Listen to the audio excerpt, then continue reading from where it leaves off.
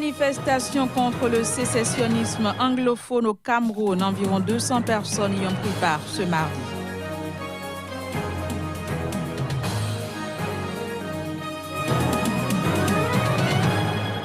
Présidentielle au Mali, l'Union européenne demande une liste détaillée des bureaux où le scrutin n'a pas eu lieu dimanche.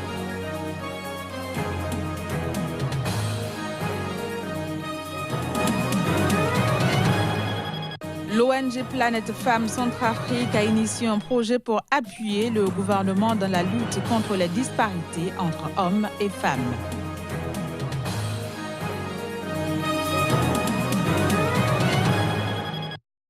Mercredi 1er août 2018, bienvenue à toutes et à tous. Au Cameroun, environ 200 personnes ont pris part ce mardi à une marche dans les rues de Bouéa, chef-lieu de la région anglophone du sud-ouest du pays. Le but de cette manifestation était de dénoncer la tentative de sécession des deux régions anglophones du pays. Voici les images. Marche contre le sécessionnisme anglophone au Cameroun. Ils étaient près de 200 manifestants à envahir les rues de Bouéa, chef-lieu de la région anglophone du sud-ouest, pour dénoncer la tentative de sécession des deux régions anglophones du Cameroun. Organisée par le maire de la ville, la manifestation était aussi une occasion pour dénoncer les violences perpétrées dans le sud-ouest depuis 2 ans par des hommes armés contre des groupes armés favorables à la sécession. Nous voulons aussi critiquer absolument les actes barbariques menés dans la population, surtout les chefs traditionnels, et aussi pour avoir notre chef traditionnel tué par les ambassonies. La sécurité dans les régions du sud-ouest et du nord-ouest camerounais s'est considérablement détériorée depuis fin 2017 avec des combats devenus quotidiens entre les forces de sécurité et des séparatistes armés. Ces derniers réclament la création d'un État anglophone indépendant. Le conflit qui monte en intensité a provoqué la fuite de 21 000 réfugiés dans les pays voisins et 160 000 déplacés internes, selon l'ONU, qui pense que ce chiffre est certainement sous-estimé.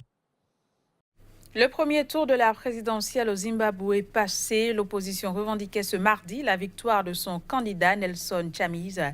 Un haut responsable du mouvement pour le changement démocratique dit se baser sur les résultats des agents du parti. Au reportage.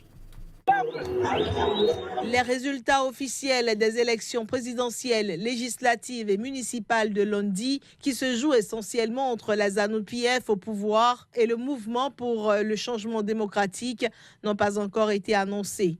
Ce retard alimente dans l'opposition des soupçons d'interférence du camp gouvernemental dans le processus électoral.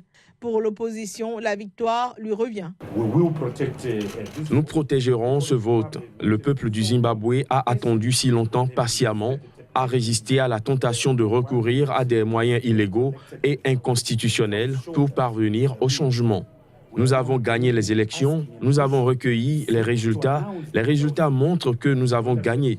Nous osons maintenant, nous demandons et poussons la commission électorale à annoncer les résultats. De son côté, le président Mnangagwa s'est dit confiant de remporter les premières élections depuis la chute du père de l'indépendance, Robert Mugabe. Les premiers résultats étaient attendus mardi et les résultats complets d'ici au 4 août. Si aucun candidat n'obtient la majorité absolue des suffrages au premier tour, un second tour sera organisé le 8 septembre. Élection toujours au Mali. La chef de la mission des observateurs de l'Union européenne insiste pour que les autorités publient une liste complète et détaillée des bureaux où le scrutin présidentiel n'a pas pu se tenir dimanche dernier en raison de violences. 2 jours après le scrutin, le pays est toujours dans l'attente des résultats. Voici les détails. Les Maliens étaient aux urnes dimanche dernier pour élire leur nouveau dirigeant. Le scrutin n'a pas pu se tenir dans tous les bureaux de vote le jour J en raison de violences. Face à cette situation, la chef de la mission des observateurs de l'Union européenne au Mali insiste pour que les autorités publient une liste complète et détaillée des bureaux concernés. La mission de l'Union européenne, qui a suivi le dépouillement des votes et qui poursuit son observation de la centralisation des résultats, renouvelle sa demande adressée aux autorités de publier la liste complète et détaillée des bureaux de vote où le vote n'a pas eu lieu, Nous demandons en outre la publication en ligne de l'ensemble des résultats, bureau de vote par bureau de vote.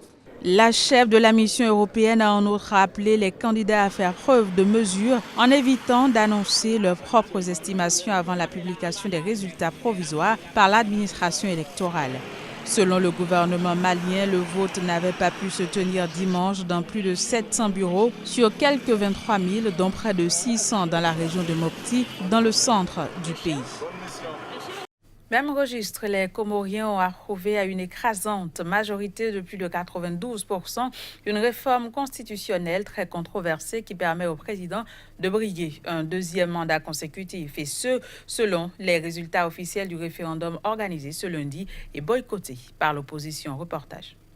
Le gouverneur de l'île d'Anjouan, une île de l'archipel des Comores, a dénoncé le résultat du référendum qui, à 92%, permet au président de se présenter pour un second mandat. La Constitution ne peut pas être adoptée dans la mesure où il n'y a pas eu de consultation nationale. Il n'y a pas eu de référendum qui dit son nom, un véritable référendum.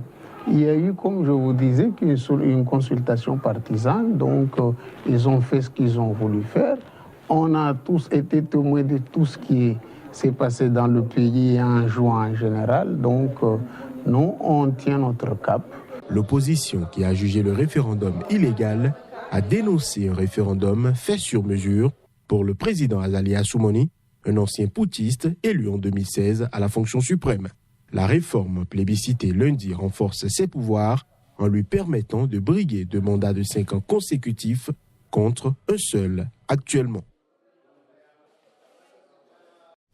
L'ONG Planète Femmes Centrafrique a lancé un projet. Le but du programme est d'appuyer les efforts du gouvernement centrafricain en ce qui concerne la correction des disparités entre hommes et femmes. Reportage.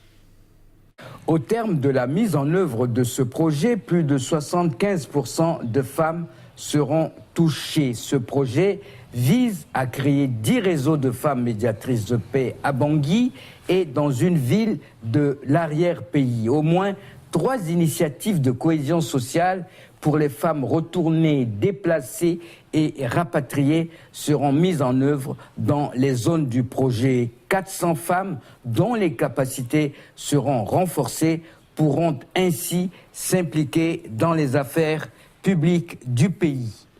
Nous avons ciblé les femmes des organisations, les femmes des partis politiques, des jeunes filles à l'université, les étudiantes et les comités locaux de paix pour ces formations.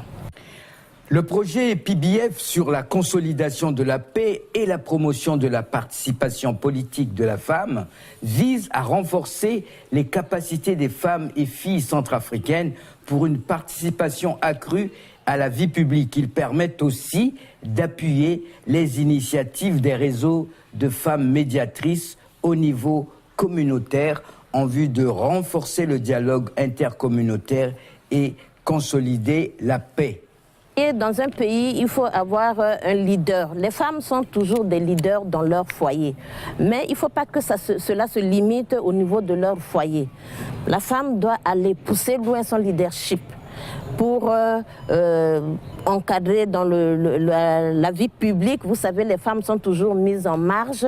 Elles ne participent pas pleinement à la vie publique et politique de ce pays. Donc, avec tout ce que notre pays a eu à traverser, il est grand temps que les femmes s'impliquent dans la gestion de la chose publique du pays. Ce nouveau programme est le fruit d'un effort constant, inlassable et de nombreux sacrifices de Planète Femmes Centrafrique et ONU Femmes. Il se focalise sur la ville de Bangui et une seconde ville du pays. Il couvre une période de 10 mois.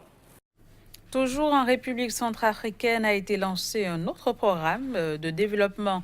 Il s'agit d'une initiative du Réseau pour le leadership de la femme en Centrafrique. Hubert Marie Djamani, toujours pour le point. En raison de la situation sécuritaire préoccupante de la République centrafricaine et de ses conséquences néfastes sur les populations, le Réseau pour le leadership de la femme en Centrafrique, RELEFCA, accorde une priorité aux questions de paix.